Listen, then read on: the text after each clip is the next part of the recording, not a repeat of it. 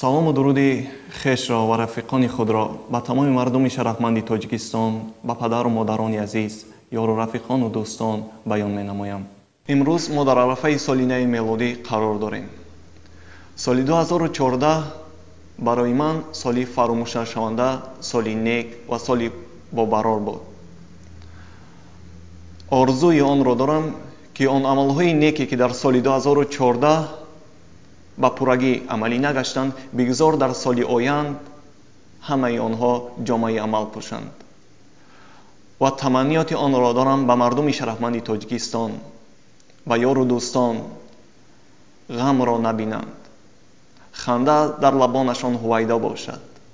зиндагии нек, осоишта ва дар сархони пурнозу неъмат нисори ҳар якояки шумо бошад, ҳамватанони азиз.